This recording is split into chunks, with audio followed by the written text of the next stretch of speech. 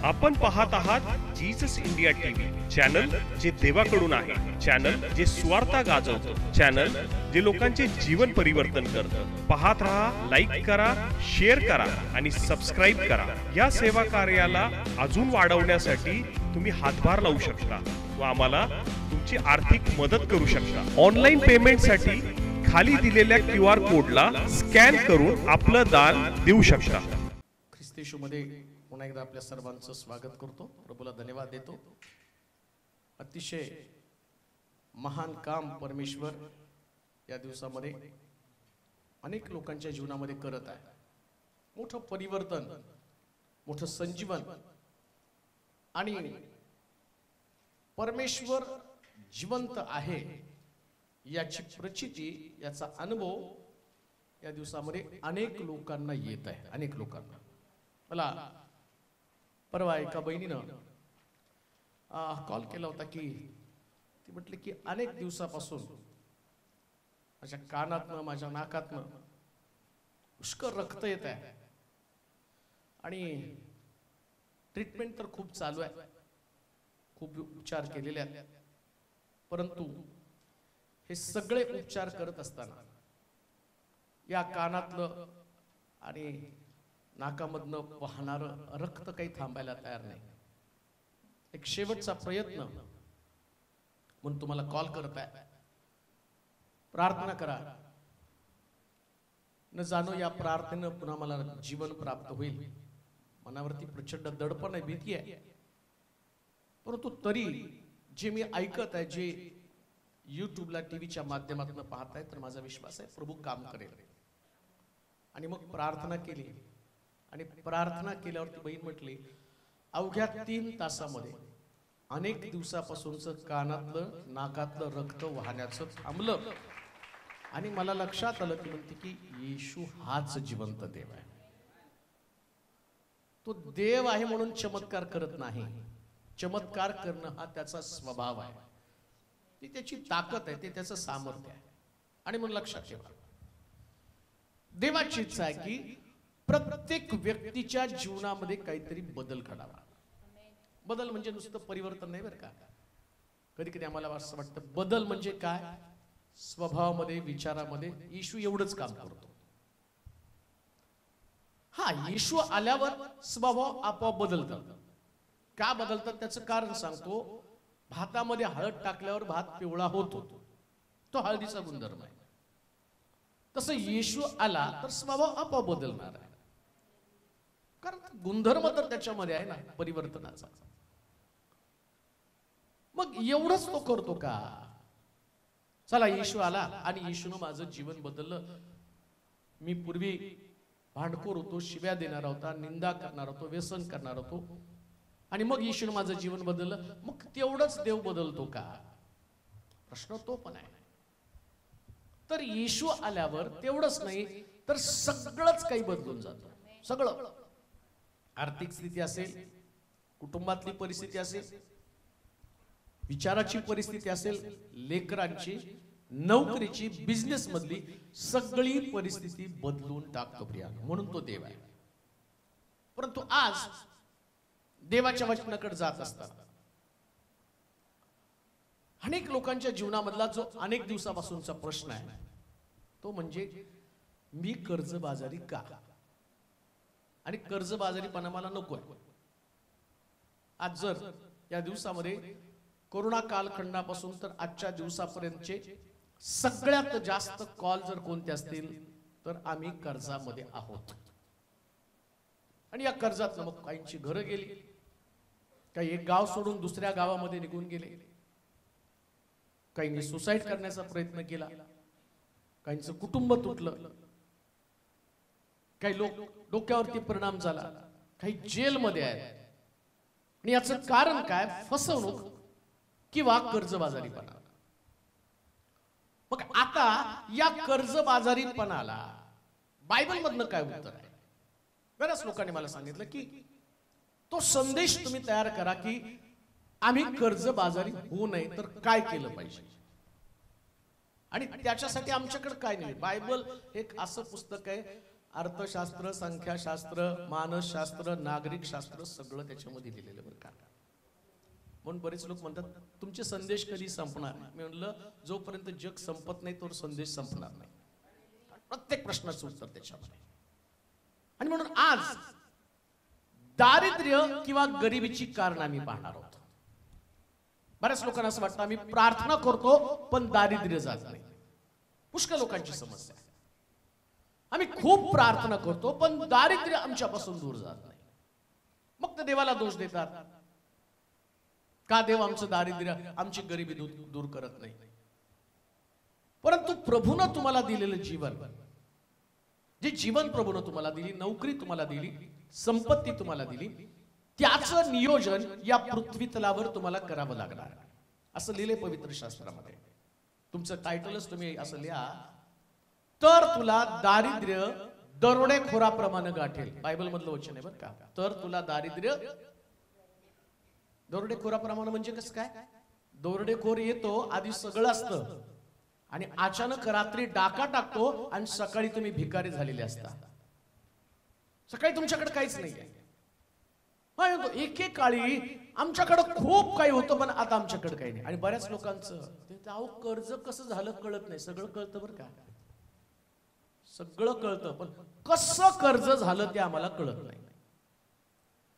काय आमच्यामध्ये कर्ज येण्याचं कारण काय? पुष्कळ लोकांना खूप उत्पन्न आहे पण हातामध्ये आमच्याकडे काहीच उपलब्ध होत नाही. काय कारण आहे? वाचूया पहिली गोष्ट, नीतिसूत्राचं पुस्तक आणि त्याचं 6वा अध्याय 6 ते 11 पर्यंत वचन वाचूया. म्हणून अरे आळशा मुंगीकडे जा, तिचे वर्तन पाहून शहाणा हो.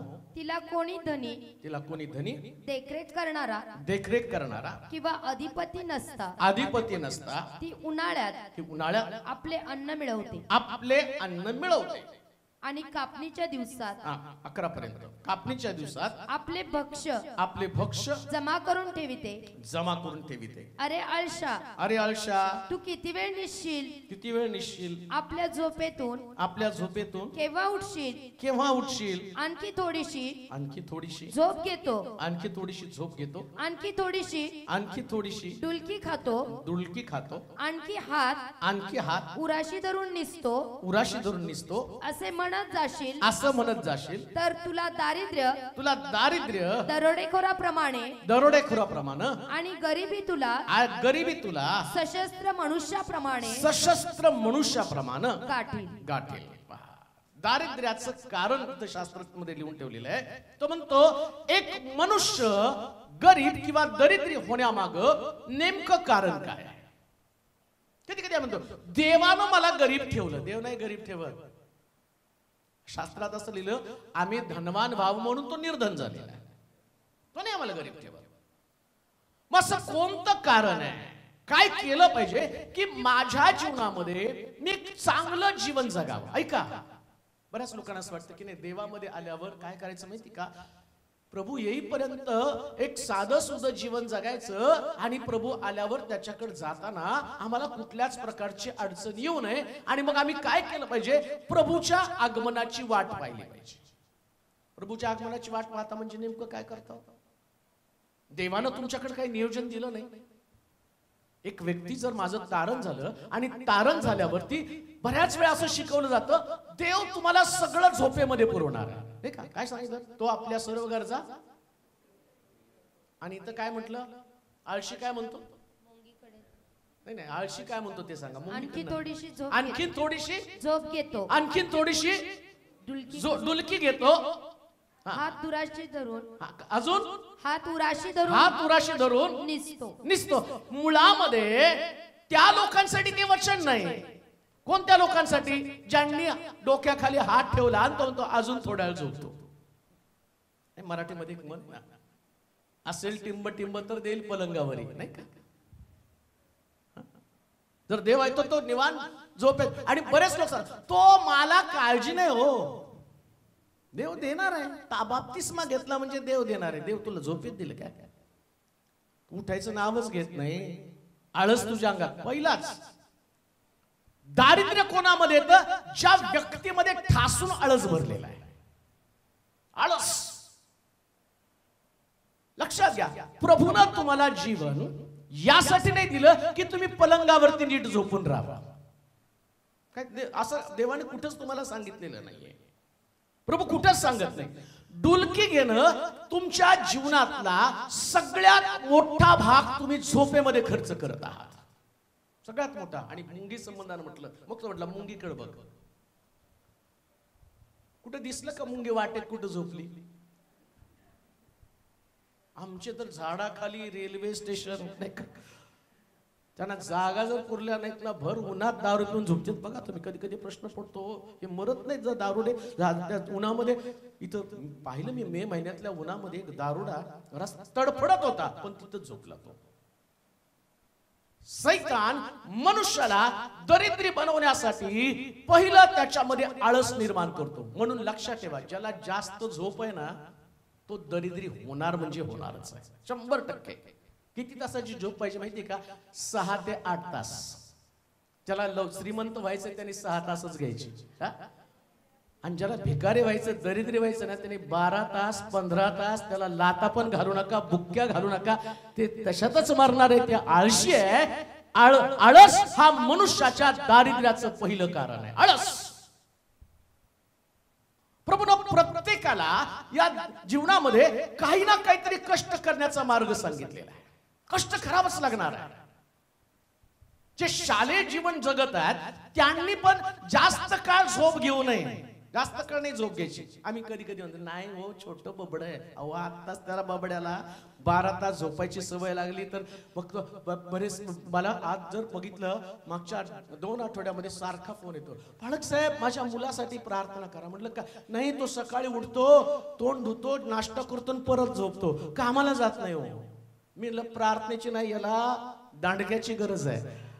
त्याच्या पाठ नाही हो, तो सैतान त्याला झोपवतो. कोणता सैतान आहे? तो त्याला झोपवतो. काय पण करायचं सैतानावर तो सैतान पण डोक्याला हात लावून बसतो. माझा आणि ह्याचा काय संबंध नाही. ही आई माझ्यावरच आळ घ्यायला लागली. असं काय संबंध नाही. पोरगच आळशी आहे, त्याला घराच्या बाहेर जायला नको. नाही हो, आठवडाभर काम करतो, ते पण एवढा हुशार असतो ना. ते नाही, इतर वेळी काम करतो, अमावस्या पौर्णिमा आल्यावर तो झोपतो. त्याला माहिती यांना बरोबर गोल करायचंय. त्यांना कळलं पाहिजे की अमावस्याचा त्रास सैतानाचा मला आहे, म्हणून मी झोपतो. अमावस्या पौर्णिमा सैतान खायला कसं मोकळी सोडतो? खा म्हणून. सैतान तर तुम्हाला खायला पण नाही द्यायला पाहिजे. मुळामध्ये तो आळशी स्वभाव आहे. मनुष्यामध्ये जर आळस असेल, शास्त्र काय सांगतं माहिती का? ती मुंगी अतिशय अशक्त अशा प्रकारचा कीटक आहे. अहो तिला बुद्धी, मेंदू तिचा कुठे विचार करा. आमच्या डोक्यात तर अर्धा किलो तर मेंदू असेल नाही का? जर समजलं असं, आम्ही नाही का त्याचं बकऱ्याचं त्याच्यातलं मेंदू खातो.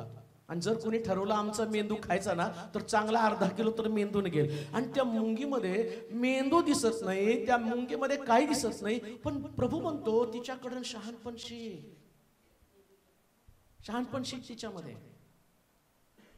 तिच्या आयुष्याची पण तिला खात्री नाहीये की ती जगणार आहे, याची गॅरंटी तिला नाहीये. पण ती सकाळी उठल्यापासून रात्री झोपेपर्यंत, माझ्या घरामध्ये कधी मुंग्या होत नव्हत्या. 4 खडू वापरून झालेत. आणि त्या मुंग्यांचं वैशिष्ट्य काय माहिती का? तुम्ही इकडं खडू लावला ना, दुसरी रांग तयार करतात. तिकडं खडू लावा, तिसरी रांग. आम्हाला जर असं अडकण ठेवलं असतं तर आम्ही, नाही हो लय अडकण तर कामाला जायला. ही नोकरी गेली मग कसं काय? मी तर आता नोकरीला अर्ज करून करून कंटाळलो. तो म्हणतो मुंगीपासून शहाणपण घे. एक मार्ग बंद झाला तर दुसरा मार्ग शोधते. काढून टाका आळसातनं बाहेर या. शिक्षण घेतात, झोपण्यामध्ये वेळ कधी खर्च करू नका, कधीच नाही. दारिद्र्य दरोडेखोराप्रमाणे तुम्हाला गाठणार आहे. मग कोण तुमचा बचाव करणार आहे? जगातला कोणताच पाळक, कोणता सेवक तुमच्यासाठी प्रार्थना करून तुमचा बचाव करू शकणार नाही. कारण देवाच्या वचनामध्ये सांगितलेले आहे. हे पवित्र बायबल मधलं वचन. जर तुम्ही दरिद्री झाला तर याला देवाला दोष देऊ नका. बुद्धी वापरा, ज्ञान वापरा. प्रभूने दिलेल्या चांगल्या समयाचा योग्य पद्धतीने विनियोग करा. ते मला तुम्हाला ताकद दिलेली आहे. झोप कधी घ्यायची माहिती का? रिटायर झाल्यावर झोपायचं असतं. कधी झोपायचं? आमच्याकडे सगळं उलट आहे. काम करताना झोपतो आणि रिटायर झाल्यावर सगळ्याच्या झोप उडवतो नाही का. तुम्ही बी झोपू नका ना, आम्ही पण झोपत नाही. त्यांनी झोप घेऊन घेऊन लहानपणापासून झोप घेऊन घेऊन शेवटी शरीर पण किती त्याला तुम्ही देणार, थकलेलं असतं शरीर, मग ते झोपत पण नाही. पण एकदा का तुम्ही काम करायला सुरुवात केली, आणि ही गोष्ट ध्यानात ठेवा, बायबल मध्ये दिलेलं प्रत्येक वचन किती सुंदर आहे. ज्या दिवशी एदेन बागेतनं आदामाला बाहेर काढलं, त्यास तो म्हटला तू कष्टाची भाकर खाशील. म्हणजे कष्ट केल्यावर आपोआप झोप लागते. बऱ्याच लोकांना झोप का लागत नाही माहिती का, कारण ते कष्ट करत नाही. आता त्या लोकांचा विचार सोडूनच द्या, जे कष्ट न करता 12-15 तास झोपतात ते बायबलच्या बाहेरचे लोक आहेत. ते सायन्सच्या पण बाहेरचे लोक आहेत आणि बायबलच्या पण बाहेरचे लोक आहेत. त्या लोकांचा विचार करू नका, पण देवाच्या लोकांचं संबंधाने मी तुम्हाला सांगतो, ऐका. देवाच्या लोकांमध्ये झोप हा फार कमी प्रमाणात असली पाहिजे. आणि तुम्ही म्हणाल हे कसं काय? येशू ख्रिस्ताचं उदाहरण. तो मानव असताना या पृथ्वी तलावर त्यानं दाखवून दिलं. रात्रभर पित्याशी बोलत होता प्रियानो, रात्रभर डोंगरावरती प्रार्थना करत होता. तो डोंगर चढून डोंगरावरती त्या ठिकाणामध्ये आम्ही पाहत आहोत की आणि लोकांना प्रवचन देत होता. लोक सुद्धा त्या ठिकाणामध्ये प्रार्थनेसाठी जात होते. कष्ट करणारी वृत्ती त्याच्यामध्ये होती. कनानात जाण्याच्या वेळेस 11 दिवसांचा प्रवास, पण देवानं त्यांना 40 वर्ष चालवलं. का चालवलं? कारण त्यांना कष्ट करण्याची सवय लागणं गरजेचं होतं. त्याला माहिती कनान तर मिळणार आहे, पण कनानात जाण्याच्या अगोदर, आशीर्वादाकडे जाण्याच्या अगोदर तुमच्या शरीराला एक एक्सरसाइजची सवय लागली पाहिजे. तुमच्या शरीराला आणि बसून खाण्याची सवय लागता कामा नये. म्हणून आई वडिलांनो, तुम्ही पण सांभाळा. तुमची लेकरं कामाला बाहेर पडलीच पाहिजे. आम्ही म्हणाल का? त्यांनी अभ्यास केलाच पाहिजे. वाईट वाटायचं नाही त्यात. नाही, आम्ही म्हणतो नाही साखर झोप तोडली. कुठली साखर झोप? साखर झोप आणि ती गुळाची झोप बस करा. त्यांचा समय आहे, त्या समयात त्यांनी अभ्यास केला पाहिजे, त्यांनी काम केलं पाहिजे, त्यांनी कष्ट केलंच पाहिजे, त्यांनी श्रम केलंच पाहिजे. कारण शास्त्र सांगतं की प्रत्येक श्रमाचा मोबदला देव आम्हाला देणार आहे. वाचा परत वचन, 6वं वचन, 6वा अध्याय 6 ते 11 वचन. अरे आळशा, अरे आळशा, मुंगीकडे जा, मुंगीकडे जा, तिचे वर्तन पाहून, तिचं वर्तन पाहून शहाणा हो. कुणापासून शहाणा व्हायचं? म्हणून तुमच्या लेकराला याचं त्याचं उदाहरण देऊ नका. तो किती पहाटे उठतो, तो कसा अभ्यास करतो, मग तो म्हणतो अगं त्याचे पर्सेंटेज तुला माहितीये का? तो एवढा अभ्यास करून त्याला कोणतं पर्सेंटेज आहे? तो शाळेमध्ये येऊन काय करतो तुला माहिती का? त्याचं उदाहरण नाही. एकदम सुंदर. अरे आळशा कुणाकडे बघ? मुंगीकडे. सगळ्या आळशांना कुणाकडे दाखवायचं? मुंगीकडे. झोपला की त्याचा कान धरायचा रात्री. हे बघ, ते बघ तिचं काम चालू आहे. सगळ्या रांगेत एका पाठोपाठ एक. आणि या मुंग्यांचं वैशिष्ट्य बघा, त्यांचं एकमेकाशी पटत नाही असं पण होत नाही हो. मुंग्या नाही का, नाही तर 4 मुंग्या इकडं 4 मुंग्या तिकडं चाव चाव चाव चाव चाव चाव करून कसला गोंधळ घातला असता. पण त्या मुंग्या सिस्टमॅटिक जातात, सिस्टमॅटिक. आणि मला मोठं आश्चर्य वाटलं, देवानं तिच्याविषयी लोकांना ज्ञान सांगावं, याच्याकडून पाहून शहाणं व्हा. ऐका, तरुण पण झोपण्यासाठी नाही, तरुण पण झोपण्यासाठी नाही. देवानं तुम्हाला तारुण्य कशासाठी दिलंय? तो म्हटला तुझं तारुण्य गरुडासारखं नवं होईल. तरुण लेकरानं गरुडासारखं मोठी स्वप्न, उंच जाऊन स्वप्न बघायची, उंच. आमच्या लेकरानं नेहमी मोठ्या स्वप्नामध्ये त्याला रंगवायचंय. लक्षात ठेवा, तुमच्या ताकदीचं स्वप्न बघू नका, तुमच्या ताकदीच्या पलीकडचं स्वप्न बघा. तुमच्या ताकदीच्या पलीकडचं. मला आठवतं की ज्यावेळेस कॉलेजमध्ये मी गेलो, त्या सरांनी सांगितलं की ते सर खूप चांगले होते आणि ते नेहमी आम्हाला सांगायचे नोकरी करू नका, वडापावची गाडी तरी तुम्ही टाका. आणि माझी मुलं कुठंतरी काम करून एक 10,000 पगार मिळवतील असे विद्यार्थी मला नको आहेत. वडापावची गाडी टाकून त्यांनी 30-40 हजार कमवलेले विद्यार्थी मला. त्याच मी विचार करायचो, वडापावच्या गाडीमध्ये एवढं उत्पन्न आहे, पण ते येत नव्हतं ना मला. तरी पण आम्ही काय केलं माहिती का, आमचं शिरीष, आम्ही पूनमला माहिती आहे, आम्ही स्वस्त बसत नव्हतो. मग काय केलं, आम्ही ते भेळ तयार केली आणि गावामध्ये नेमकी एक बाग तयार झाली. त्या बागेच्या बाहेर जाऊन भेळीची पुढे आम्हाला ते कोण घ्यायलाच तयार नाही भेळ. शेवटी घरी येऊन खाल्ली, पण धडपड होती. मग अजून काय करायचं? मग शिरीष आमचा, मी शिक्षण घेतो, तो म्हटलं तू शिक्षण घेत नाही काहीतरी कर. त्याने भाजीची गाडी घेतली, भाजीची गाडी, आणि मग ओढत ओढत त्याला तर विचारायला लक्षात पण राहायचं नाही, सारखं हालेलुया प्रेज द लॉर्ड म्हणताना मग ते भाजी विकताना पण हालेलुया म्हणून ओरडत जायचा. पण विकत होतो, करत होतो का? कारण देवानं त्याच्या लोकांना स्वस्थ बसण्यासाठी, स्वस्थ झोपण्यासाठी सांगितलं. बिलिव्हर्स लोकांचं पहिलं लक्षण कोणतं? ते काम करणारे लोक आहेत, झोपेमध्ये आपला वेळ घालवत नाही. आणि जे झोपेमध्ये वेळ घालवतात त्यांनी देवाकडं आपल्या समृद्धीची प्रार्थनाच करू नये. कशाला प्रार्थना करतात? तेव्हा मला श्रीमंत कर. तो म्हणून मी तुला श्रीमंत नाही, वचनाप्रमाणे तू भिकारी होशील. शास्त्रात लिहिलंय ना. काय शास्त्रात लिहिलंय? अरे आळशा, अरे आळशा, मुंगीकडे जा, मुंगीकडे जा, तिचे वर्तन पाहून, तिचं वर्तन पाहून शहाणा हो, शहाणा हो. तिला कोणी धनी देखरेख करणारा किंवा अधिपती नसता ती उन्हाळ्यात आपले अन्न मिळवते. कसं धनवान होणार आहात? उन्हाळ्यामध्ये आपलं अन्न मिळवायचं. ऐका, फार सुंदर आहे.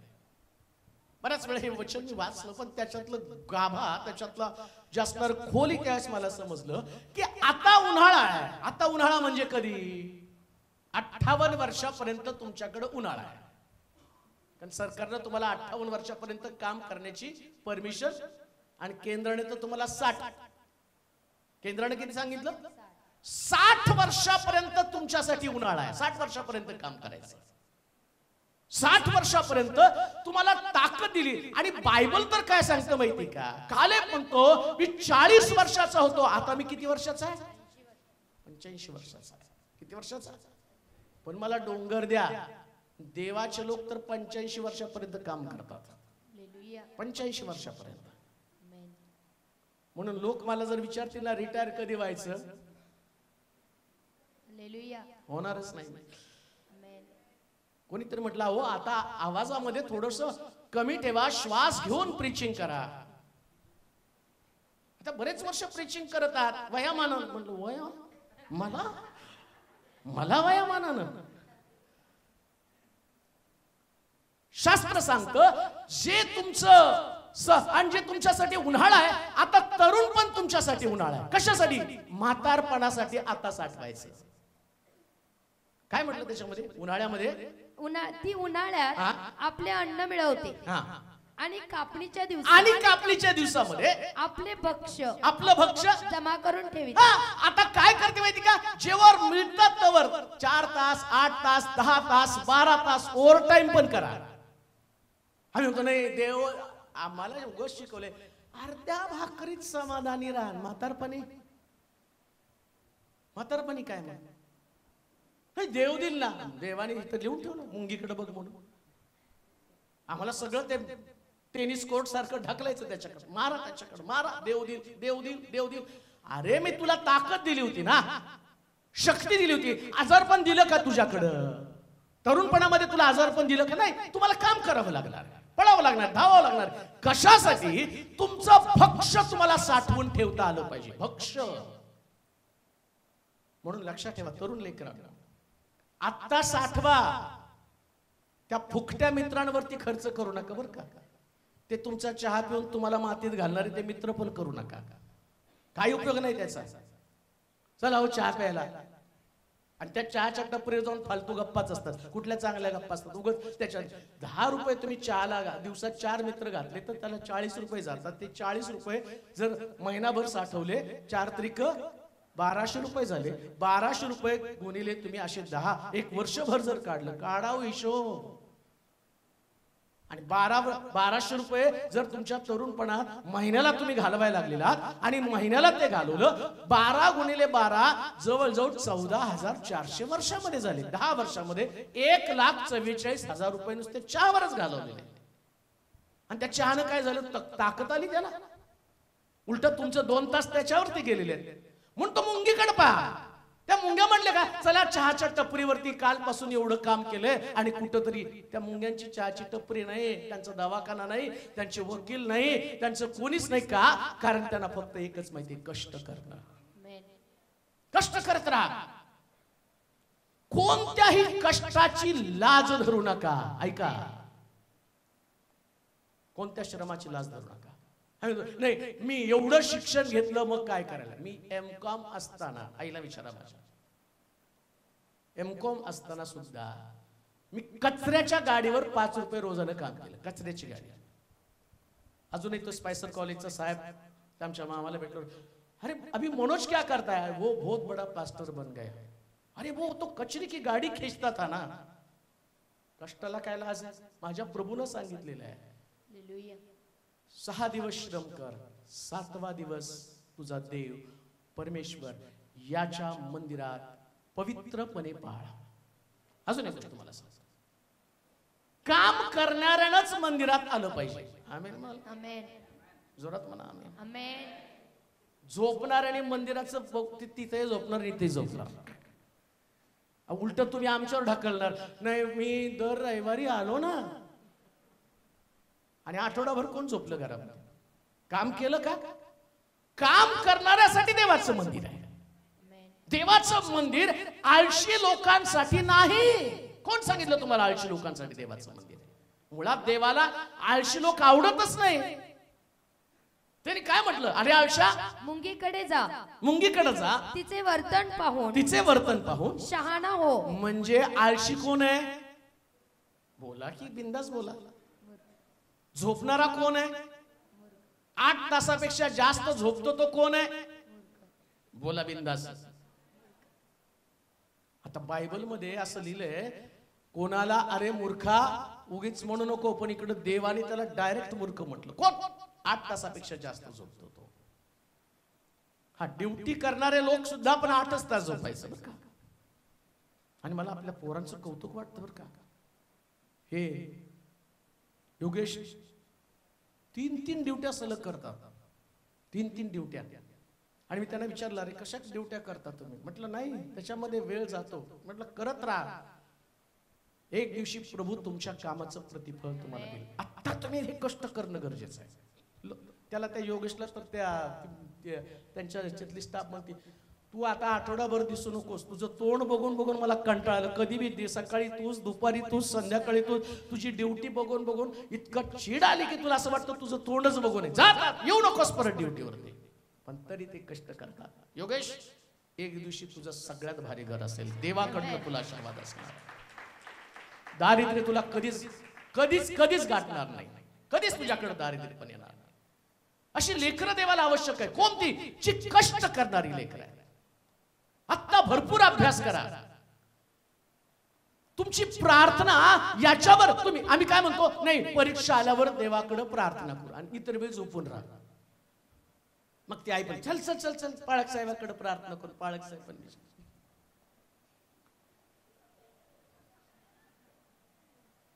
त्याला चर्चच्या वेळी झोपवला, आता घेऊन येत आहे. त्याला झोप एवढी प्रिय, तुम्ही पण म्हटलं राहू द्या राहू द्या. ती आई राग, तुम्हाला काय कळतं का नाही, आज रविवार आहे, झोप रे तुझ्या बाबड्याला. शास्त्र सांगतं दारिद्र्य दरोडेखोराप्रमाणे त्या लोकांना गाठेल जे कष्ट करत नाही. ऐका, दुकानदारी करतात, तुमचा समयाप्रमाणेच तुम्हाला दुकान उघडावं लागेल. गिराईक येऊ अथवा नाही येऊ. आमेन म्हणाल का. येऊ अथवा नाही येऊ. आणि तो नाही, देव गिराईक पाठवेल. कुठून पाठवेल. तू घरात झोपल्यावर गिराईकाने, ओ साहेब उठा, दुधाची पिशवी द्या. अरे कितीतरी साहेब बसले तिथं दुकानावरच्या पिशव्या घेऊन बसलेले आहेत. ते कुठं तरी जाईल आणि देवाचा आशीर्वाद दुसऱ्याच व्यक्तीकडे जाणार आहे. कष्ट करत असताना देवाच्या लोकांनी मुंगीकडे पाहून कष्ट केलं पाहिजे. कोणी घरामध्ये बस नोकरी गेली, काही लोक नाही माझी नोकरी गेली, कुणीतरी मला सांगितलं माझ्या नवऱ्यासाठी प्रार्थना करा, नोकरी गेली म्हणून तो प्यायला लागला. खड्डे खोदायला जा ना मग. का तुला तुझ्या कुटुंबाची जबाबदारी नाही. देवानं तुला कष्ट करण्यासाठी ताकद, मी खड्डे खोदलेले, अजून पण वेळ पडली तर मी खोदतो. मला काय त्याची लाज नाही वाटत. वेळ पडली तर मी झाडतो अजून पण चर्च. कधी आपले वॉचमॅन साहेब घरी गेले नाही आले, रुसून बसले तर झाडतो मी पण. ते त्याच्यात काय लाजायचं असतं. कधी मला वाटलं टॉयलेट घाणे, मी जाऊन धुवून येत होते. काय सांगत बसत नाही की टॉयलेट घाणे आणि मग मी त्याला कोण धुणार आहे, पैसे बोलवा हे करा. मला चांगलं आठवतो, मी पुण्यामध्ये आईकडे राहत असताना सुद्धा त्यांचं गटार तुंबल्यावर मी इकडं सगळं सूटबूट आणि तिथे गेल्यावर ते गटार साफ करत होतो. लोक म्हणजे अहो गांधीने केलंय, गांधीने केलंय म्हणून गांधी झाला तो.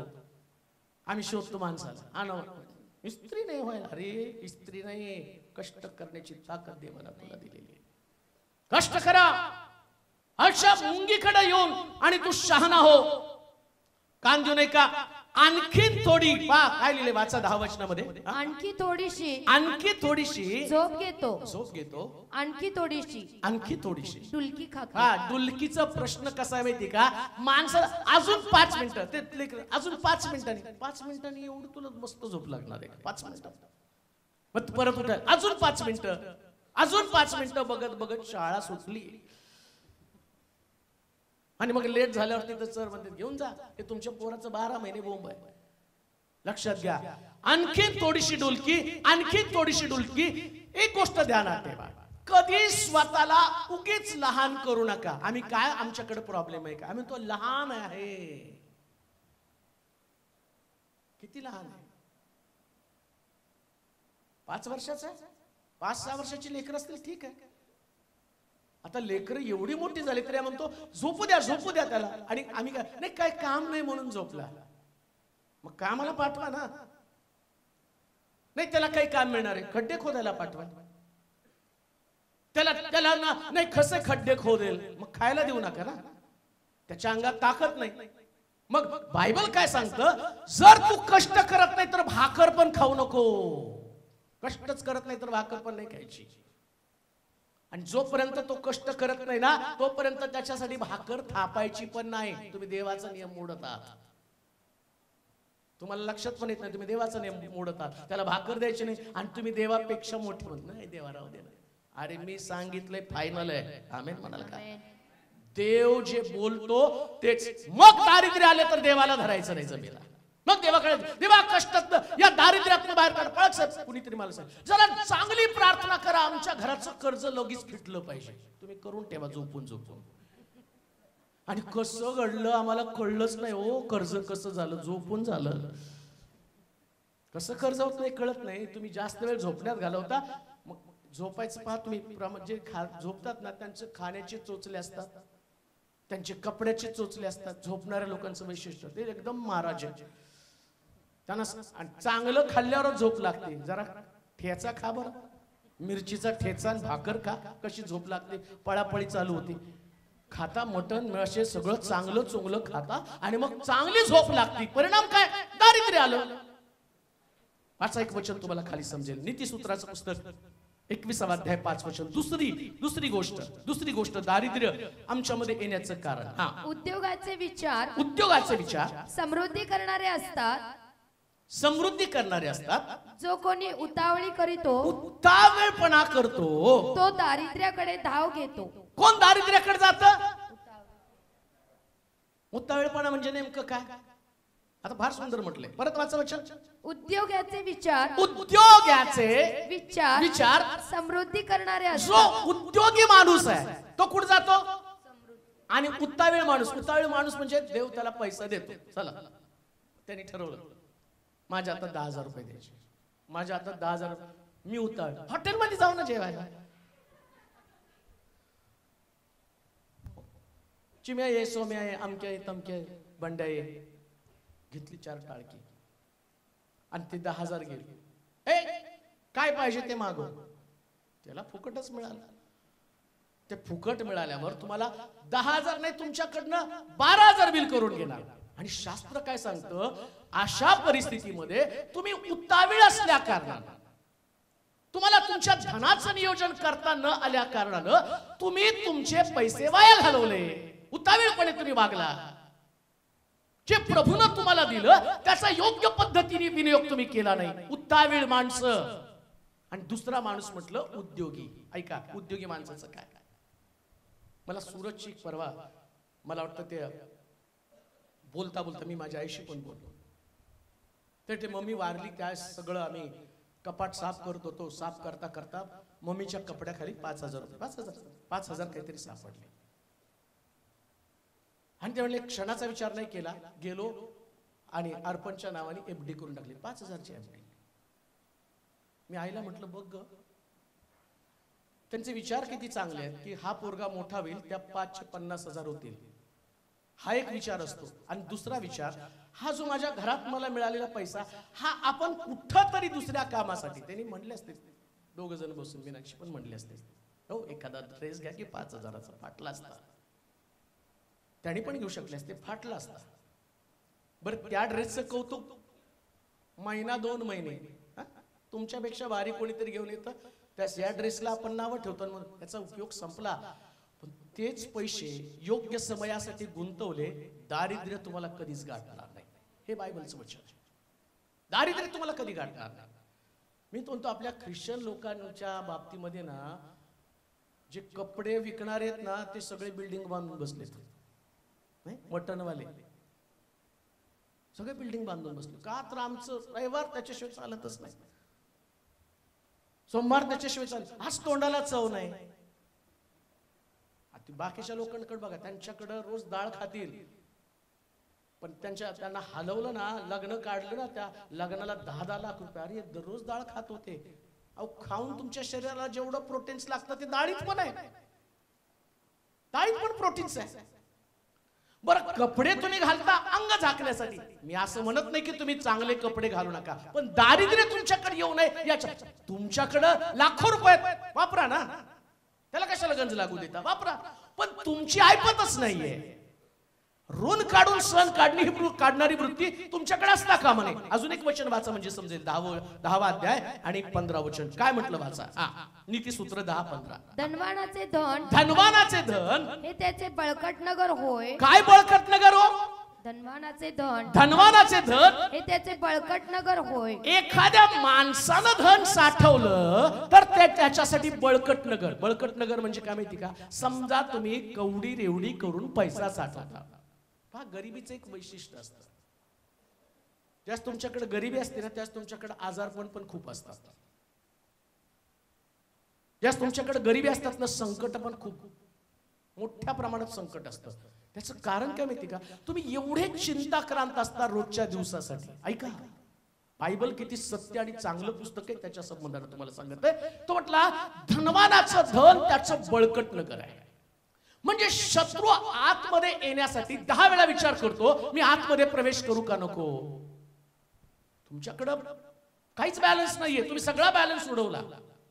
जेवढं प्रभूनं तुम्हाला बुद्धी दिली, ज्ञान दिली, ताकद दिलं, तुम्हाला भरपूर उत्पन्न करण्या आणि उत्पन्न जमा करण्यासाठी प्रभूनं कृपा पुरवली. आता प्रॉब्लेम काय विश्वासणाऱ्या लोकांचा, ते सतत देवावरती अवलंबून राहतात. त्यांना असं वाटतं नाही देव देईल, देव देईल, देव देईल, देव देईल.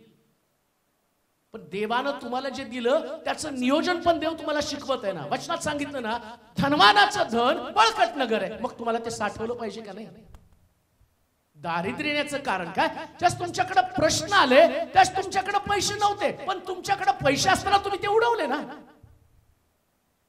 ज्या दिवशी देवानं तुमच्या उत्पन्न, असं या ठिकाणात बसलेला एकही व्यक्ती असा नाही की ज्याच्याकडे देवानं जेवढं लागतं तेवढंच दिलं, असं एक पण नाही. 100% नाही, एक सुद्धा व्यक्ती त्या ठिकाणामध्ये नाही. ऍटलीस्ट 100 रुपयाची तर सेव्हिंग करू शकता का नाही. 100 रुपयाची कशासाठी, प्रश्न आल्यावर. ते बळकट नगर कोणतं, तुमचा शत्रू तुमच्याकडे आला, आजार पण तुमच्याकडे आलं, लेकरांच्या ऍडमिशन साठीच्या पैशाची तुम्हाला गरज लागली, पण तुम्ही ते पिकनिक मध्ये घालवले ना, ख्रिसमसला फिरून आला इकडे तिकडे. तुम्ही सगळं ख्याली खुशालीचं जीवन जगला, जसं पाहिजे तसं तुम्ही उधळलं. ज्याची आवश्यकता नव्हती त्या पण गोष्टी तुम्ही करून ठेवलेल्या, जिथं एक पाहिजे तिथं 2 करून ठेवलेल्या. घरामध्ये किती ख्रिसमसला 2 चपला सँडल गळ्यात घालून फिरता. मॅचिंग पाहिजे ना. का तुला पिक्चर साईन करणार आहे तिथं डायरेक्टर येऊन, मॅचिंग पाहिजे, असंच पाहिजे, तसंच पाहिजे, कापड हेच पाहिजे. ऐपत आहे. उद्या जर प्रश्न आला तर कर्जच काढणार ना. आणि मग कसं कर्ज झालं कळलंच नाही. कळलं ना, करताना कळलं. धनवानाचं धन वाचा बरं. धनवानाचे धन धनवानाचं धन हे त्याचे बळकट नगर होय, बळकट नगर होय, परंतु गरीबाचा नाश गरीबाचा नाश त्यांच्या दारिद्र्यात आहे. गरीबाचा नाश कशामध्ये? दारिद्र्यात. तुम्ही दरिद्री स्वतः आणून ठेवलेली आहे. स्वतः तुमच्या विचारानं तुम्ही दरिद्री झालेला आहात. म्हणून एक गोष्ट देणार, लोक चेंगट म्हणले तरी चालतील. आमेन म्हणाल का? कधी कधी लोक म्हणतात ते फार चेंगट आहे. दिसेल तुम्हाला, समस्या येईल त्यास तुम्हाला कळेल. तुम्ही उधळून लावलं, आम्ही बळकट नगर करून ठेवलं. बळकट नगर करून ठेवलं. लक्षात ठेवा, बायबल तुम्हाला काय सांगतं? तुम्हाला तुमच्या नगराचा अंदाज घेता आला पाहिजे, बळकट बनवलं पाहिजे. अजून एक वचन वाचा, लुकाचं शुभवर्तमान 14 अध्याय 28-30 वचन. आता मला वाटतं मला फोन यायचे बंद होतील, आम्हाला कर्ज कसं झालं. लुकाचं शुभवर्तमान 14 अध्याय 28-30. तुमच्यामध्ये असा कोण आहे की त्याला बुरुज बांधावयाची इच्छा असता, त्याला बुरुज बांधावयाची इच्छा असता तो अगोदर बसून व खर्चाचा अंदाज करून आपल्या जवळ तो पुरा करण्या इतकी ऐपत आहे की नाही. काय आहे का नाही? ऐपत आहे की नाही. सगळ्यात मोठा प्रश्न तुमची ऐपत. कोणता प्रश्न आहे? बोला बोला सगळेजण. जेवढी माझी ऐपत आहे तेवढंच खर्च करायचा. आमेन म्हणाल का? जेवढी ऐपत आहे तेवढी. मी तर म्हणतो ऐपतेपेक्षा पण कमी का बळकट नगर बनवून ठेवायचं. ऐपतेपेक्षा कमी. 10,000 पगार आहे, तुमचं घर 8,000तच बसलं पाहिजे. 2,000 तुमच्याकडे सेव्हिंग असले पाहिजे. कसं? मला विचार, मी सांगतो तुम्हाला. बरोबर, मला सुद्धा असंच, मला आधीच कधीच नियोजन जमलं नाही, कधीच नाही नियोजन जमलं. पण जेव्हा चर्च बांधायला सुरुवात केली तेव्हा नियोजनाच्या भानगडीमध्ये मी पडलो. कसं नियोजन करायला पाहिजे?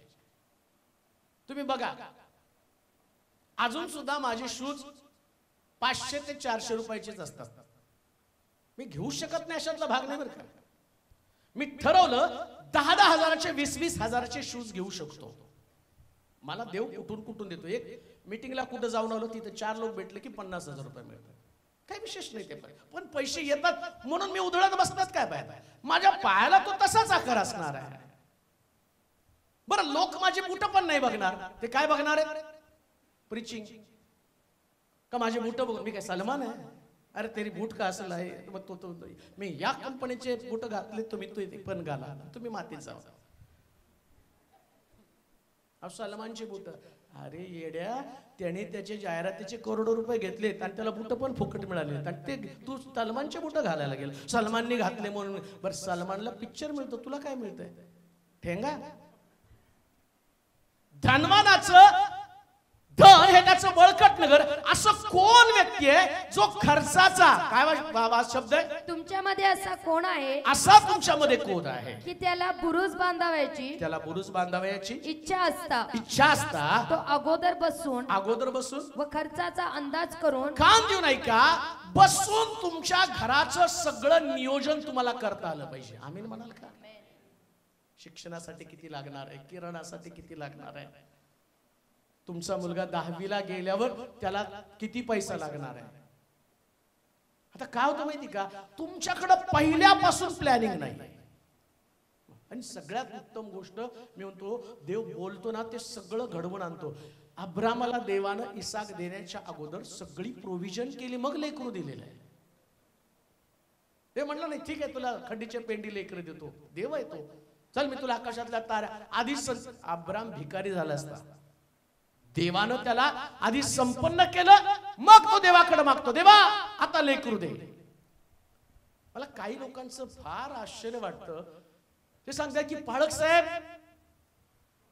खूप दरिद्री, आम्ही खूप गरीब आहेत, 5 मुली झाल्या, आता तरी मुलगा व्हावा. काय देणार आहे दारिद्र्य मुलाला? खूप गरीब परिस्थिती आहे. वाईट वाटतं त्यांच्या बोलण्याचं. मुलगा मुलगी करत तुम्ही त्या लेकरांना, एवढ्या मोठ्या लेकरांची तरतूद करणार कशी? आता कसं नियोजन करणार आहात? काय प्लॅनिंग तुमच्याकडे आहे? त्यांचं आयुष्य बर्बाद करतात, तुमचं आयुष्य बर्बाद करतात, त्यांचं भविष्य तुम्ही उद्ध्वस्त करून टाकतात. शास्त्र सांगतं आधी तुम्हाला तुमच्या खर्चाचं नियोजन करायला पाहिजे. किती लेकर असावीत हे पण तुमच्याकडे आधी ठरलं पाहिजे ना. भगवान की देन, भगवान की देन, भगवान की देन म्हणून कोणचा भगवान आहे? भगवान की देन, भगवान की देन म्हणून खंडीच्या पिंडी तुम्ही लेकरं जन्माला घालता आणि पुढं त्या लेकरांचं भविष्य. मग तुम्ही म्हणता कसं काय दारिद्र्य आलं? दारिद्र्य याचं कारण तुझ्याकडे कुठलंच नियोजन नाहीये. त्याचं शिक्षण आहे, त्याला ऍडमिशन आहे, त्याला कपडा लागणार आहे, त्याला समाजामध्ये जावं लागणार आहे, आजारी पडल्यावरती त्याच्यासाठी मेडिसिन असणार आहे, सगळ्या गोष्टी कराव्या लागणार. मग कुठं तुमच्याकडे तरतूद आहे? मग प्रोव्हिजन कुठे आहे तुमच्याकडं? बरं तुमचा मुलगा मोठा झाल्यावर त्याचं लग्न झाल्यावर त्याच्यासाठी घर कुठे आहे तुमच्याकडे? नियोजन आहे का तुमच्याकडे? प्लॅनिंग? मुली संबंधानं प्लॅनिंग आहे, लेकरां संबंधानं प्लॅनिंग आहे. कशा पद्धतीचं त्याचं शिक्षण, शिक्षणासाठी किती तुम्ही सगळंच देवावरती टाकून दिलं. बायबल काय सांगतं? दारिद्र्य तुला दरोडेखोराप्रमाणे गाठेल. मग आता काय होतं? सगळं तुमचं नियोजन चुकलं. मग तुम्ही म्हणता चला मुलाला ऍडमिशन घ्यायचे, मग किती लागतात? 10 लाख रुपये. इथून कर्ज काढलं. मग याला हे पाहिजे, लग्न करायचं, याच्याकडनं कर्ज काढलं, त्याच्याकडनं कर्ज काढलं. आता झालं काय? झाला तुम्ही दरिद्री. का तर तुम्ही खर्चाचा आराखडा केलाच नाही. सावकार तर तुम्हाला द्यायला बसलाय, तो घेतो स्टॅम्प पेपर वरती लिहून आणि मग तुम्ही देता लिहून आणि लिहून दिलं पालक साहेब सावकाराकडनं आमचा स्टॅम्प पेपर निघावा म्हणून प्रार्थना. स्टॅम्प पेपर तुम्ही द्या, निघायला प्रार्थना. मला सांगा किती सोपा मार्ग आहे. पालकानं प्रार्थना केली की देव सिंहाचं तोंड बंद करेल आणि सावकाराचे स्टॅम्प पेपर मला आणि त्या सावकाराला पोलिसांनी पकडावं म्हणून प्रार्थना करावं. अरे वा, सगळं तुम्ही करा आणि दावणीला मला बांधा, नाही का? बायबल काय सांगतं? असा कोण व्यक्ती आहे? असा वचन तुमच्यामध्ये असा कोण आहे की, असा कोण आहे की त्याला बुरुज बांधावयाची इच्छा असता, त्याला बुरुज बांधावयाची इच्छा असता, तो अगोदर बसून व खर्चाचा अंदाज करून आपल्या जवळ तो पुरा करण्या इतकी ऐपत आहे की नाही हे पाहत नाही.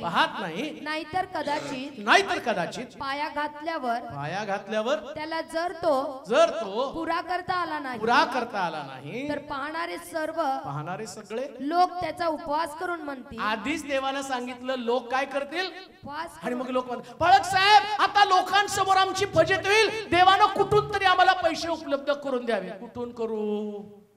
बरं मी प्रार्थना केली, देवा एका बँकेचं त्यांना कर्ज मिळू दे. बँकवाले पण बसले, या काय तुमच्याकडे पगार आहे? त्या तुमच्या पगाराची स्लिप. मला रोज एक फोन येतो ऍक्सिस बँकेचा, साहेब बिना पेपरचे आम्ही तुम्हाला 10 लाख रुपये लोन मंजूर करायला.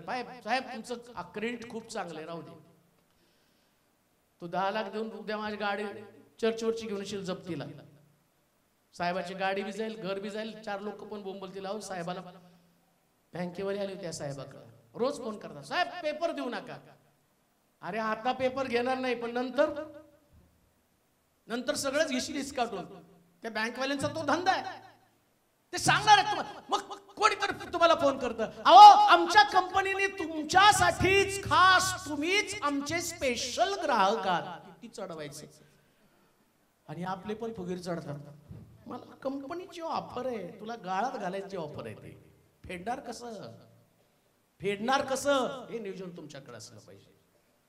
अन्यथा लोकांसमोर तुमचा उपहास होणार आहे. गांधी नाही का? उपहास होणार आहे. जेवढी तुमची ताकद, जेवढं तुमचं उत्पन्न आणि खर्च याचा मेळ घालता आला पाहिजे. आमीन म्हणाल का? मेळ घालता आला पाहिजे. आणि तुम्हाला खूपच भारी राहायचं असेल ना तर 500 रुपयाच्या साडीला 5000चं लेबल लावून फिरा, खर्च लावा. आणि त्यांना सांगायचं इथून नाही आणली आम्ही, तिकडून आणली. कुठली आहे? आणि दिसतात पण बरं का तशी जातात. आता कपड्याची काही गॅरंटी नाही. मला तर किती विचार, कुठून घेतला विचारू नका. दरबी कलेक्शन कुठून घेतला विचारू नका, पण ते दिसतं छान ना, बस. तुमच्याकडे नियोजन असू दे ना, खर्चाचा आराखडा. परवा त्या मला संजू पुण्यात गेल्यावर म्हणलं चला एक सूट घ्यायचा तुम्हाला, चला. अरे म्हटलं लय झाले सूट, नाही चला म्हटलं. मग गेला. मग एक जय हिंद कलेक्शन मोठं दुकान होतं आणि गेलो तिथं. आणि त्या जय हिंद वाल्याकडे गेल्यावर त्याने सल्यूट मारला, टाय घालून माझ्या समोर आला. म्हटलं टाय म्हणजे बाय आता बरोबर आपल्याला.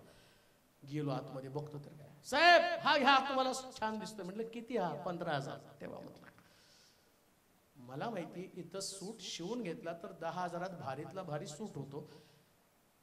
तो म्हणला नाही तू घे मी देतो तुला. अरे तू लाख दिला ना तरी मला फसवल्याची वृत्ती वाटते की मी कसं घालू. तू देतो म्हणून मी ते नाही घालणार. मला माझ्या बुद्धीला ती गोष्ट पटत नाही. म्हटलं एक काम कर, तू मला कापड घेऊन दे, मी कापड घेऊन पुणे सोलापूरमध्ये शिवतो, पण तू खर्च करतो म्हणून मी ती सवय लावून घेणार नाही. कान देऊ नये का? एकदा का तुम्हाला देवाच्या वचनाची सवय लागली की आपोआप तुम्ही आपल्या जीवनाचा विचार करू लागता. किती पण असा भारी, किती पण भारी असा. हे तुमच्यासाठी प्रभूनं तुम्हाला आता ते उत्पन्न दिलं. कशाला? भविष्यामध्ये तुमच्याकडं असलेलं धन आता मी साठवलं. मी पाळक आहे म्हणून मी असं नाही म्हणत, नाही आता प्रभू मला देईल. आता जर मी म्हटलं नाही मंडळी खूप चांगली आहे, ती मला मरेपर्यंत सांभाळेल आणि तुमच्यातली पिढी आहे ती सगळी चांगली आहे, पण तुम्ही किती दिवस सांभाळणार? जोपर्यंत मी प्रीचिंग करणार तोपर्यंत. काय होतं? विचार बदलतात. मी पाहिलं प्रत्येक पाळकाची अवस्था. मग इथून गेल्यावर मी रस्त्यावरती खितपत पडलेलं जीवन जगावं. आता माझ्याकडे प्रोव्हिजन मला करावीच लागणार. प्रभू बुद्धी देतो ना मला. तुला तुझं घर, तुला तुझ्या औषध गोळ्या, या सगळ्याच्या खर्चाचं नियोजन. मग मी बुद्धिमान आहे, मला माहितीये मला इथून बाहेर पडल्यावरती स्वतःचं घर असायला पाहिजे. मी आत्ताच प्रोव्हिजन करत आहे ना त्याचे. त्यास मी इथून जाईल त्यास तुम्हाला कळेल. पाळकानं नियोजन करून छान पैकी घर वगैरे बांधून ठेवलं का? मी प्रभू पासूनचे आशीर्वाद घेतले. ते आता नाही उधळत बसणार. ते मी म्हणलं नाही आता प्रभू देणार आहे, झोपेत पुरवणार आहे, झोपेत पुरवणार आहे, झोपेत पुरवणार आहे असं म्हणून तुमच्याकडं आलेलं संधी ती तुम्हाला दवडता कामा नये. जे तुमचं उत्पन्न आहे प्रभूनं तुम्हाला दिलेली संधी आहे, मग त्याच्यासाठी तुम्ही तयार असलं पाहिजे. म्हणून लेकरं पण शिकवताना त्यांना हे शिकवायचं की तुला दुसऱ्याशी तुलना नाही करायची. तू आहेस आणि तुला देव जसं ठेवतो तसं राहायचं. प्रभूनं एक उत्पन्न दिले, त्या उत्पन्नामध्येच तुम्ही समाधानी असलं पाहिजे. समाधानी असलं पाहिजे म्हणजे त्याचं नियोजन करून तुम्हाला काम केलं पाहिजे. अजून एक गोष्ट, तिसरा मुद्दा, तुमचे विचार जे आहेत. मला वाटतं त्याच वचनामध्ये नीतिसूत्राचं पुस्तक 21 अध्याय 5 वचन.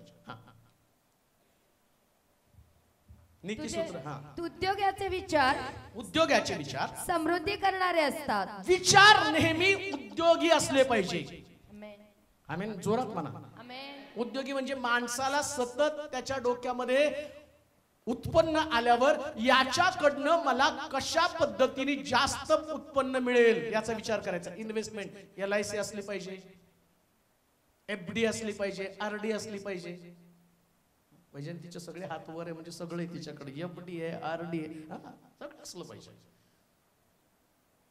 का तर उद्या पुरीचं लग्न होईल, पोराचं लग्न होईल आणि मग पोरग म्हणेल माझी बायको आणि तुझं पटत नाही मम्मी, तुम्ही दुसरीकडे जाऊन राहा, तू घराच्या बाहेर हो, आमचं बँक बॅलन्स भरपूर आहे, तुझं घर शोध.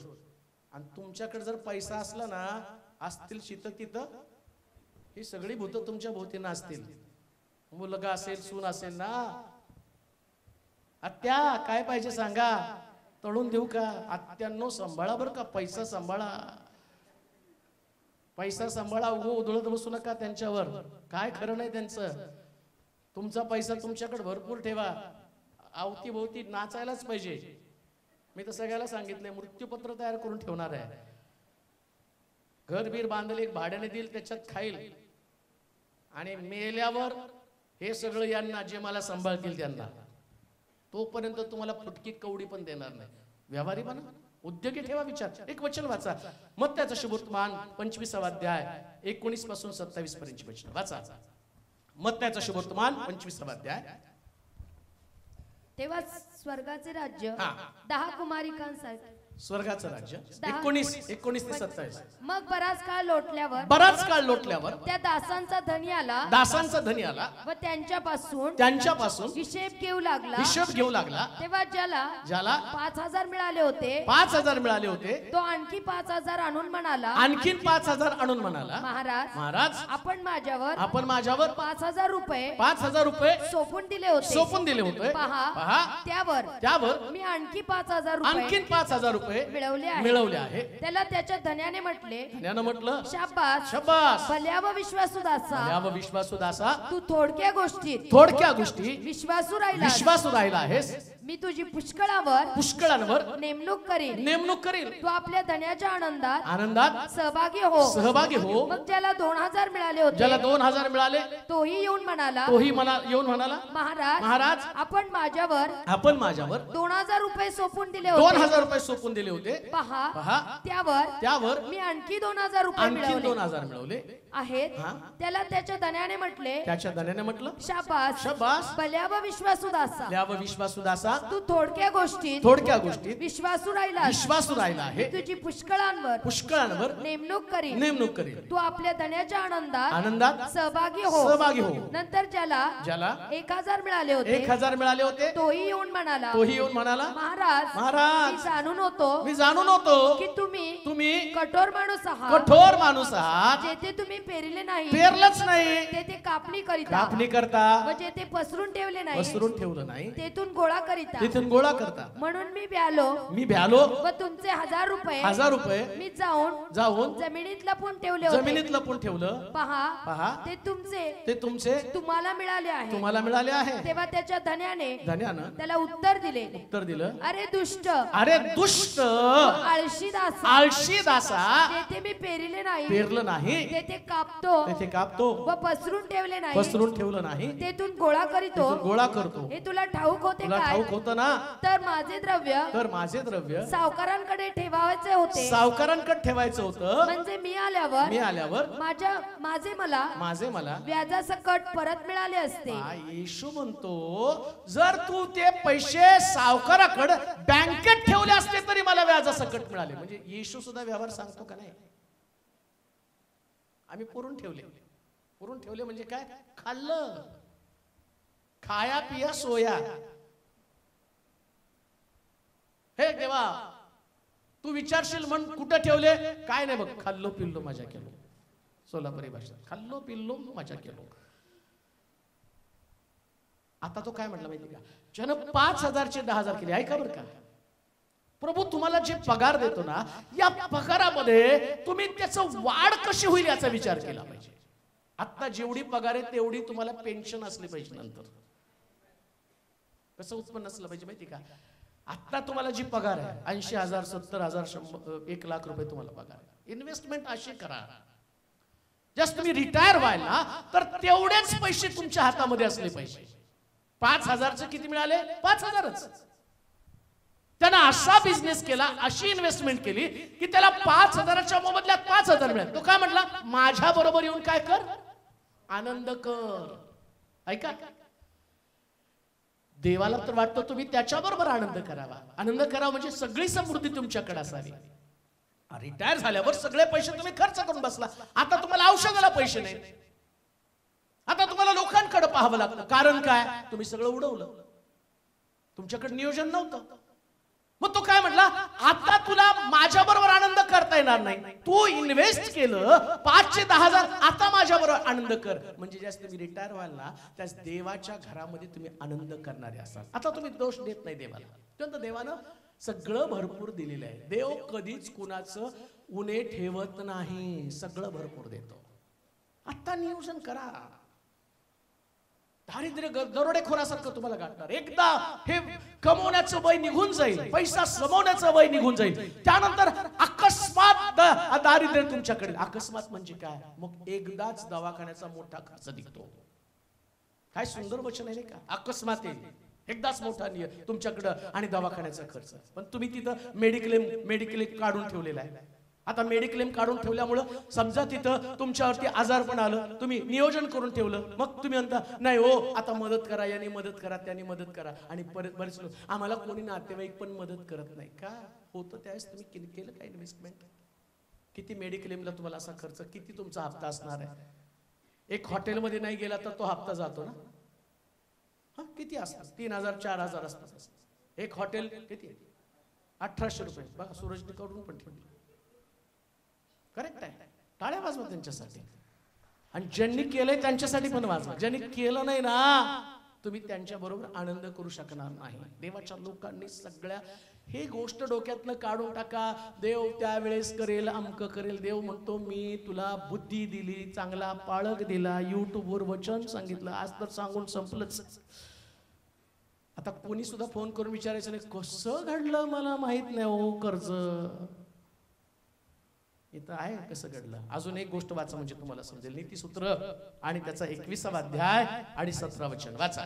दोनच मुद्दे आहेत, फार सुंदर मुद्दे आहेत. अजून एक मुद्दा. ज्याला खाली खुशाली आवडते तो दरिद्री होतो. कोण दरिद्री होतो? ज्याला खाली खुशाली आवडते, ज्याला लय मजा आवडते नाही का. चलो हॉटेल, चलो पिकनिक. चला पिकनिकला जाऊया. कुठं जायचं? आता सगळं तुम्ही उडवता. मी तर मला कोणी तुम्ही गोव्याला गेला का? नाही गेलो, पण टीव्हीत बघितला. आणि गोव्याला जाऊन तिथं काय करणार? पाण्यातच आहे ना. जाईल आमच्या नदीमध्ये जाऊन फिरून येते. आमच्या नदीत मी भरपूर लोळलो फिरलो. आता काय ते गोव्याला जाऊन बसायचं. गोव्याला जायचं 50,000 1 लाख घालवायचे. नाही हो पाळक साहेब, जीवाची मुंबई म्हातारा झाल्यावर जीवाची मुंबई समजेल. पुन्हा मी तुम्हाला सांगतो, तुमच्याकडे आहे वापरा. तुमच्याकडे नाही, तुमच्याकडे खर्चाचं नियोजन नाही, सगळं संपल्यावर पुढे काय करणार? ख्याली खुशाली मध्ये पैसा उडवू नका. बायबल सांगतं बरं, कमी नाही सांगत. काय लिहिलंय? ज्याला ख्याली खुशाली आवडते तो दरिद्री होतो. तो कसा होतो? दरिद्री होतो. ज्याला द्राक्षरसाचा व सुगंधी तेलाचा शौक आहे तो धनवान होत नाही. सेंट सगळे बर का बायबल मध्ये. 150 रुपयाचा पण सेंट आहे, 1,500चा पण सेंट आहे, 15,000चा पण आहे नाही का. पण मी त्या इकबाल मध्ये जातो, एक सूट घेतल्यावर त्याच्याला मला एक फ्री मिळतो. आणि तो प्रशांत मला देतो. त्याला माहितीये बाबा खर्च करत नाही. शास्त्र काय सांगतं? ख्याली खुशाली ज्याला आवडते तो दरिद्री होतो. का दरिद्री होतो? बोला, तुम्ही सांगा आता. बोला की हो, बोला बोला. ख्रिस्त महाराज की जय. बोला बोला. का दरिद्री होतो? खाना पिना सोना. ज्याला ख्याली खुशाली आवडतं तो. मग तुम्ही तुमच्या तरुणपणामध्ये ख्याली खुशाली केली, वाटल ते पैसा तुम्ही साठवलाच नाही. आणि मग त्याला उत्तर, अहो येशू येणार आहे. आला आता आला का? यायचा त्यावेळेस तो नक्कीच येणार आहे. तो काही तुमची वाट बघणार नाही. तुमचं सगळं संपून झाल्यावर तुम्हाला कोणी त्रास द्यायला नाही, मग मी येऊन घेऊन जायचं. तो म्हणतो कर्म कराता भोगा. ऐका, देव कठोर नाही, परमेश्वर खूप चांगला आहे. आमच्याकडे काहीतरी मिस्टेक आहे, आमच्याकडे काहीतरी चूक आहे. ख्याली खुशालीचं जीवन तुम्हाला दारिद्र्याकडे घेऊन जाणारं जीवन आहे. म्हणून ख्याली खुशाली कधीच आमच्याकडे नसावं. घरामधल्या प्रत्येक वस्तूमध्ये समाधानच असावं, समाधानी असावं. 32 इंची टीव्हीत पण तेच दिसणार आहे, 46 मध्ये पण, आणि 56 मध्ये पण तेच आहे का? त्याच्यामध्ये दुसरा हिरो येतो, ह्याच्यात दुसरा येतो का? सगळं तेच आहे. 56 मध्ये मी तेच. पण माझी ताकद जर चांगली जेवढी आहे, मी 26 इंची घेईल. त्याने घेतला म्हणून मी नाही घेणार. त्याचा मोबाईल जर आणि लाख रुपयाचा आहे, मग मी त्याचा बघितला म्हणून मी ऍपल घेतलं. मग ऍपल पण मिळणार नाही म्हातारपणी. वाट बघावं लागलं ऍपल. अहो कोण ऍपल? तर तेव्हा ऍपल, आता हाय चप्पल. तेव्हा सगळं भारी भारी वापरलं. तुला हे पाहिजे, तुला ते पाहिजे. तू ते लाख रुपये जाऊन कुठेतरी एफडी केली असते ना, त्या एफडीचे मला जर कोणी म्हटलं ना हे घ्या, मी नाही घेत. मला माहिती हे आत्ता ठेवलं ना, भविष्यामध्ये हे माझं बळकट नगर असणार आहे. बळकट नगर. आणि लक्षात ठेवा, तुमचं स्टँडर्ड तुमच्या वस्तूवरती नाही, तुमचं स्टँडर्ड जे आहे ना तुमच्या बोलण्यामध्ये आहे. हे लोक वेडे आहेत जगामध्ये. परत मी तुम्हाला सांगतो, तुमची ऐपत असेल तर घ्या. आमीन म्हणाल का? नाही तुम्ही पाळक साहेब मग काय 2800 रुपयाच घेऊन फिरू का? नाही, तुमची ऐपत असेल तर 100% घ्या. पण ऐपत नसेल, ताकद ताकद तुमच्याकडे नसेल तुम्ही घेऊ नका. तुमची ऐपत असेल 10 लाख रुपयाची, तुम्ही 10 लाख रुपयाची घेऊ शकता, पण तुमच्याकडे 1 कोटी तर पाहिजे ना. तुमचा पगारच 20,000 आणि तुम्ही 1 लाखाचा ऍपल घेता, फेडणार कुठून फेडणार आहात? मी तर म्हणून कुठून फेडता हे पाप. 20,000चा पगार आणि 1 लाखाचा ऍपल, अरे कुठं फेडशील? आणि मग ते सावकाराकडनं काढ. सावकाराची तोंड सिंहाची बंद झाली तशी बंद व्हायला पाहिजे. मी तर म्हणतो याला फाडून खाते बा. ह्याने ऍपल घेतला कर्ज काढून, ह्याचे दात पडू दे. सिंहाचे तोंड, सिंहाचे दात नाही, ह्याचे दात पडू दे. काय सांगतं शास्त्र? वाचा बरोबर. ज्याला ख्याली खुशाली आवडते तो दरिद्री होतो. ज्याला द्राक्षरसाचा व सुगंधी तेलाचा शौक आहे तो धनवान होत नाही. आता तुम्हाला वाटलं नाही काहीतरी आज आपल्याला पिकनिक करायची, मस्त घरामध्ये जेवण बनवायचं, हिप्परग्याच्या तळ्याच्या जवळ जाऊन मस्त तिथं फिरायचं, खायचं, प्यायचं आणि समजायचं की मी काश्मीरला जाऊन आलो. तीच फिलिंग आहे, तीच फिलिंग आहे तिथं. तुमची ताकद असेल तर इस्रायलला जा. मला मी कुठं म्हणतो तुमची ताकदच नाही, तुम्ही नाही कर्ज काढून जाऊन, नाही कर्ज काढून नाही, देवाच्या लोकांना देवानी पुरवठा केला, तुम्ही एन्जॉय करा. पुरवठा केला तर ते देवानं तुम्हाला दिलेला आशीर्वाद आहे. पण तुमची ताकद नाही, तुमच्याकडे पुरवठा नाही. पुन्हा मी तुम्हाला सांगतो, मी असं नाही तुम्हाला शिकवणार की तुम्ही काहीच करू नये. तुम्ही सगळ्या चांगल्या वस्तू घ्या. प्रॉब्लेम दारिद्र्य तुम्हाला गाठू नये याच्यासाठी मी तुम्हाला सांगत आहे. जे तुम्हाला हॉटेलमध्ये मिळतं ते तुम्ही घरामध्ये बनवा. आणि तुमच्या बायका हॉटेलपेक्षा भारी बनवतात. मी खातो ना,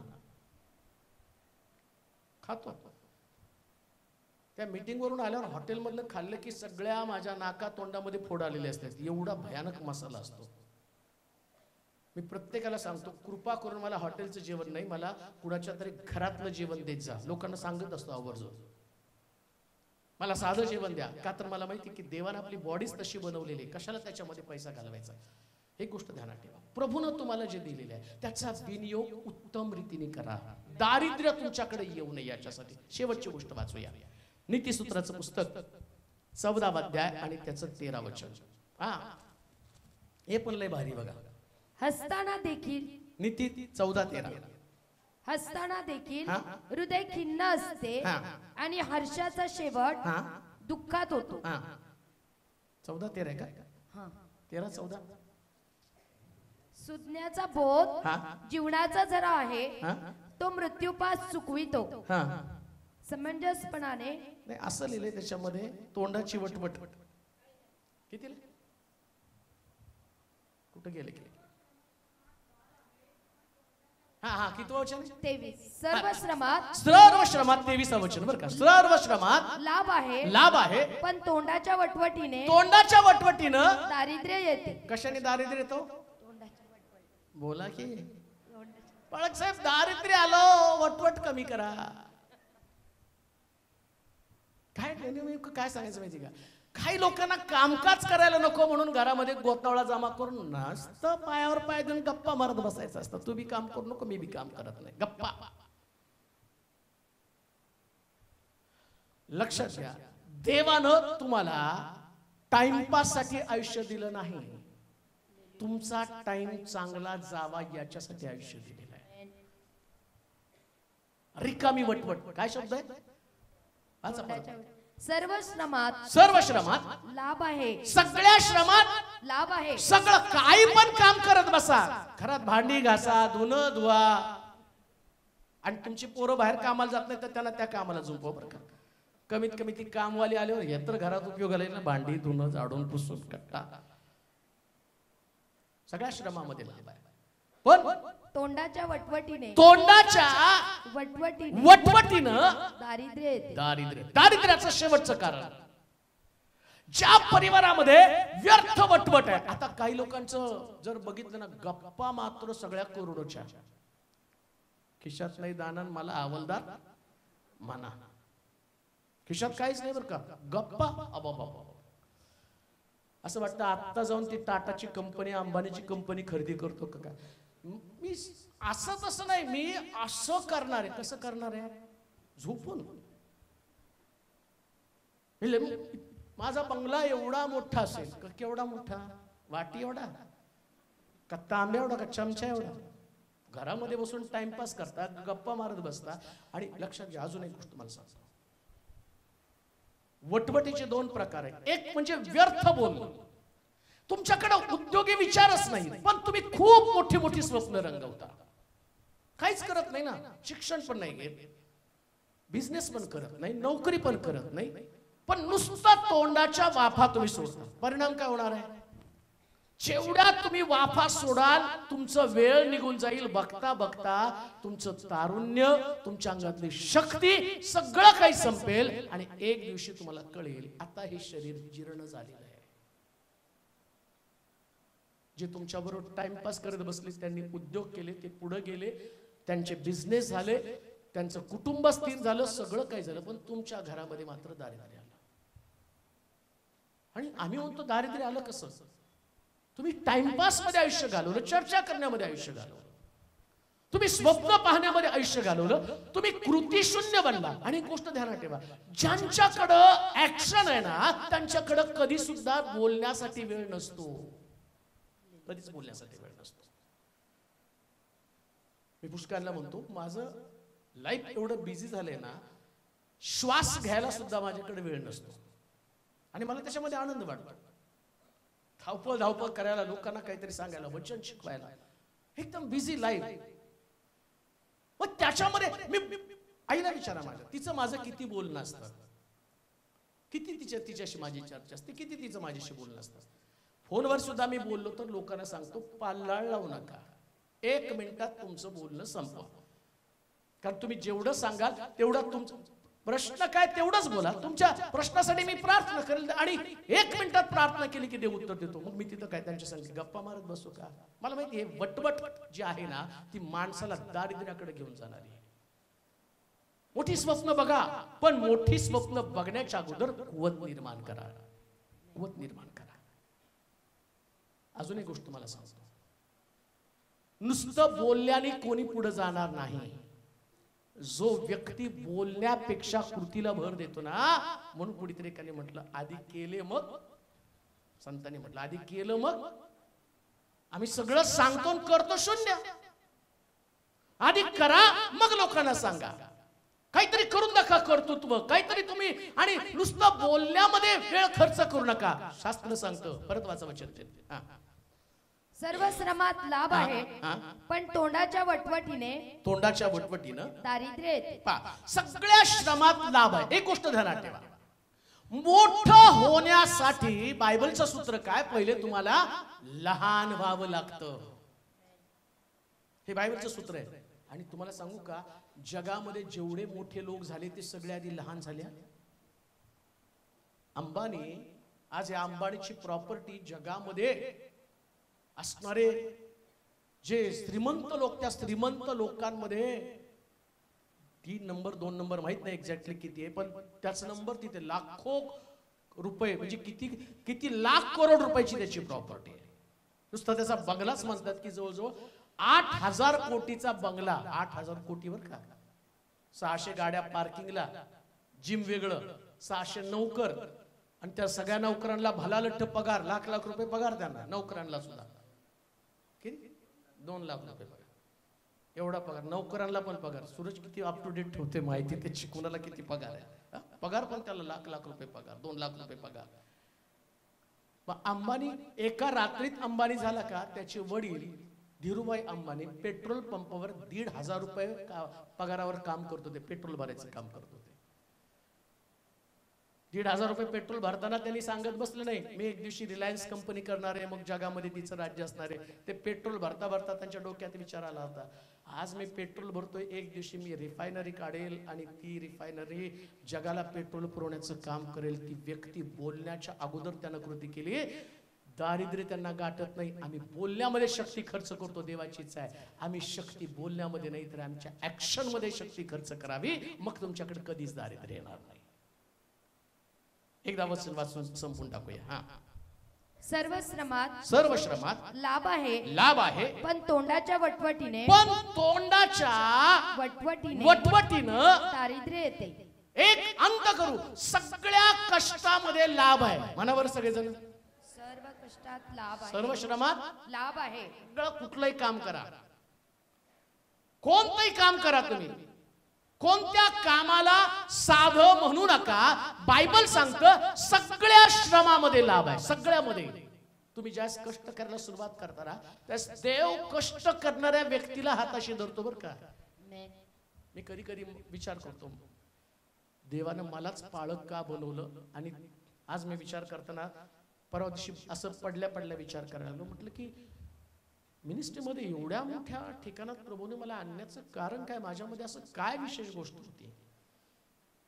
मला शाळा पण आवडत नव्हतं, मला लोकांमध्ये बसायला आवडत नव्हतं, लोक घरामध्ये आले ते पण आवडत नव्हतं. विचार आमच्या आईला, लहान होतो त्यास ज्या बंगल्याची आम्ही राखण करत होतो आणि जिथं ज्या गावात एरियामध्ये आम्ही राहायला होतो, आणि ती मुलगी आमच्या आईच्या मागे लागली आणि घरी आली, तर मी रडायला लागलो, हिला घराबाहेर काढ, आपल्या बंगल्यात येऊ देऊ नको. आमच्या बापाचा बंगला, तो बंगला आम्ही राखण करायला होतो. म्हणजे ते लोक आलेले पण मला आवडत नव्हतं. मी कसं काय प्रभूने असं केलं, तेव्हा असं काय माझ्यामध्ये होतं. त्याच प्रभू मला एक गोष्ट बोलला. तो म्हटला तुझं पाहणं आणि माझं पाहणं वेगळं होतं. या सगळ्या गोष्टी तुझ्यामध्ये असणारं उणे पण आहे, पण एक क्वालिटी तुझ्यामध्ये होती, जे पण काम करत होता ते मनोभावे करत होता. मग मला असं वाटलं, जर मिनिस्ट्रीमध्ये तू आला आणि मिनिस्ट्री मनोभावे केली तर माझं राज्य वाढेल. आणि मी कष्ट करत होतो बरं का पहिल्यापासून. प्रत्येक कष्टाला मी कधीच दुय्यम स्थान दिलं नाही, कधीच दुय्यम स्थान दिलं नाही, कधीच नाही, अजून पण देत नाही. मला माहिती की सगळे कष्ट करत असताना प्रभू आम्हाला त्याच्यामध्ये उचलून धरतो. दाविदाला देवानं राजगादीवर नेण्याच्या अगोदर तो आपल्या भावांना डबे पुरवण्याचं काम करत होता. योसेफाला देवानं 11 पेंढ्या त्याच्या पेंडीला नमन करेल हे स्वप्न दाखवण्याच्या ऐवजी तो सुद्धा आपल्या भावांची ख्याली खुशाली विचारला जात होता, डबे पोचवण्याचं काम करत होता. सगळं कष्ट करत असताना जो व्यक्ती ख्याली खुशालीचं जीवन जगतो त्याच्याकडे दारिद्र्य असतं, पण उद्योगी विचार मनुष्याला धनवान बनवतात. म्हणून एक गोष्ट ध्यानात ठेवा, दारिद्र्य येण्याचं कारण आम्ही स्वतः आहोत.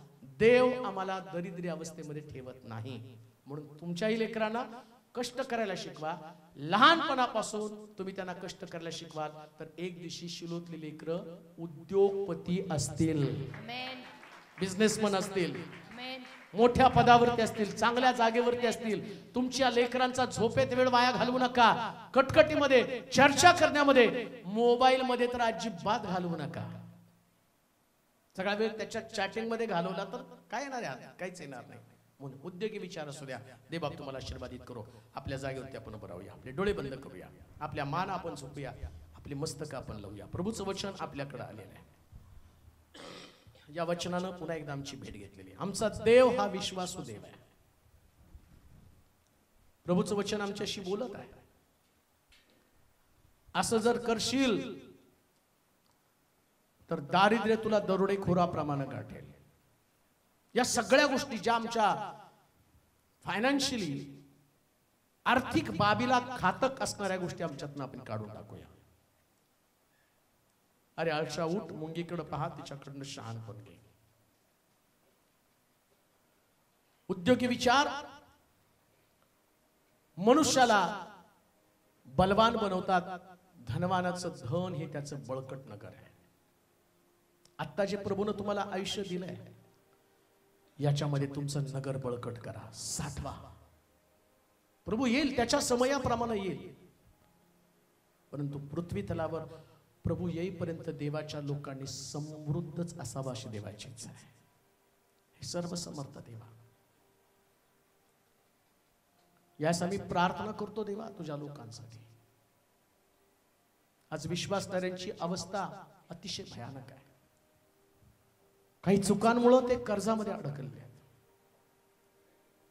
हप्ते भरण्याची ऐपत नसताना त्यांनी काही वस्तू घेतलेल्या आहेत, खरं घेतलेली आहे, आणि आता त्यांचं नियोजन कोलमडलेलं आहे. ते कर्जामध्ये अडकलेले आहेत. ऐपतीपेक्षा अधिक गोष्टी त्यांनी शक्तीच्या पलीकडच्या गोष्टी ते घेऊन बसलेले आहेत आणि आता त्यांची अवस्था वाईट आहे. परंतु देवा मी प्रार्थना करतो, जे लोक आज तुझं वचन ऐकत आहे त्या वचनाच्या द्वारे अनेक लोकांना आपल्या जीवनाचं नियोजन करणारी बुद्धी दे. आमच्याकडे लोक पाहतील त्यास देव कसा आहे ते दिसणार आहे, परंतु आमच्या चुकांमुळे आमच्याकडे दारिद्र्य आहे. आमच्या चुकामुळे, आमच्या ख्याली खुशालीमुळे आज आमच्याकडचं सगळं काही निघून गेलेलं आहे. परंतु मी प्रार्थना करतो देवा, आमच्याकडे पाहून लोकांनी देवाला दोष देऊ नये. कुठेतरी आम्ही चुकलेलो आहोत, क्षमा कर आम्हाला. आणि आजचा संदेश प्रत्येक व्यक्तीला आपल्या उत्पन्नाचा आणि खर्चाचा योग्य प्रकारचं मेळ घालण्यासाठी बोध करणारा असावा. आपल्या परिवारासाठी, आपल्या लेकरांसाठी कोणत्या गोष्टी करणं आवश्यक आहे याची जाणीव त्यांना होऊ दे प्रभूजी. जे लोक आज मोठ्या आशेने या ठिकाणात आलेले आहेत, परंतु जाताना त्यांच्याकडे एक विश्वास असू दे, देव माझ्या संगी आहे. सर्व आदर, सर्व गौरव, सर्व महिमा तुला दे. येशूच्या नावात ही प्रार्थना विनवणी केली म्हणून तो ऐक. आमेन. आता देव बापाची प्रीती, प्रभू येशू ख्रिस्ताची कृपा, पवित्र आत्म्याची सहभागिता तुम्हा सर्वांबरोबर आता आणि सदा राहू. आमेन.